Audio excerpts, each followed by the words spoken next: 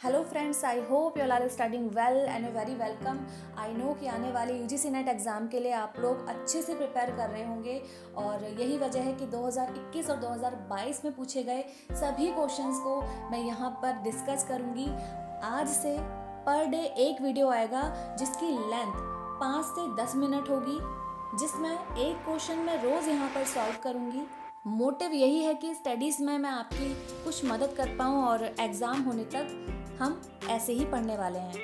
आज मैंने आपको इंट्रो दे दिया है और अब से जो भी वीडियो आएगी उस पर मैं डायरेक्टली क्वेश्चन ही सॉल्व करूँगी, बिकॉज हम सब जानते हैं कि इस समय टाइम हमारे लिए बहुत ज़्यादा इम्पॉर्टेंट है।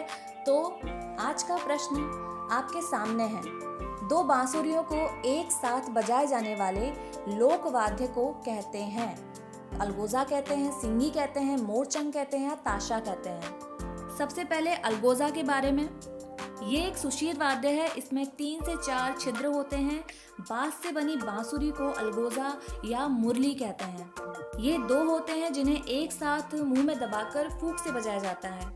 अब सिंगी, तो सिंगी को श्रृंगी भी कहते हैं, धुधुका भी कहते हैं, नरसिंघा भी कहते हैं, नरसिंघा भी कहते हैं, रमतूला भी कहते हैं, विषाण भी कहते हैं, सिंगा भी कहते हैं, सिंघा भी कहते हैं, सिंह भी कहते हैं, श्रृंग भी कहते हैं और श्रृंगिका भी कहते हैं। तो नाम याद रखना, सिंगी को इन नामों से भी वो पूछ सकते हैं। तो ये सारे के सारे नाम सिंगी, श्रृंगी, धुधुका, नरसिंघा, नरसिंघा, रमतूला, विषाण, सिंघा, सिंगा, सिंह, श्रृंग और श्रृंगिका, ये सारे के सारे नाम इसी के ही हैं। बेसिकली ये भैंसे या हिरन के सिंग का बना होता है या एक विशेष धातु का बना होता है, क्योंकि सिंघा जैसे इसी से समझ में आ रहा है। और ये सुशीर वाद्य है। प्राचीन काल में युद्ध के समय भी इसे बजाया जाता था, इसलिए इसको रणसिंघा भी कहते हैं। ठीक है, तो ये भी याद रखना। इसकी ध्वनि जो है शंख जैसी होती है। अब बारी है मोर चंग की।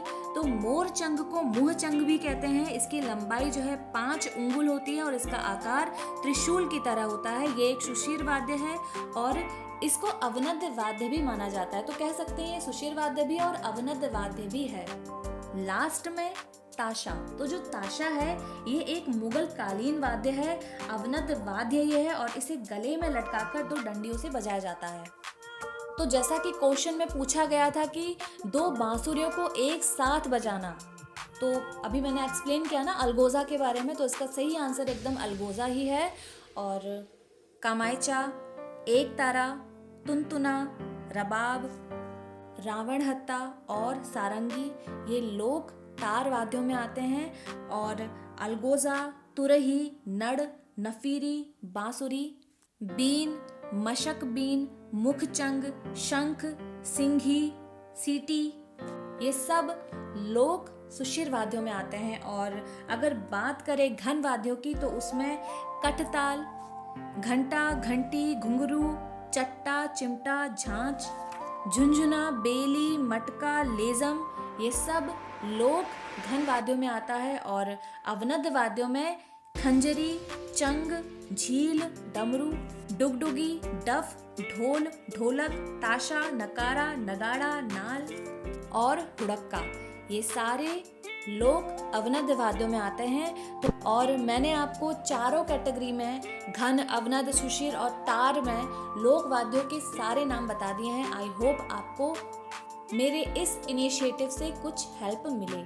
I wish this will helpful for you and do not forget to join me for regular studies.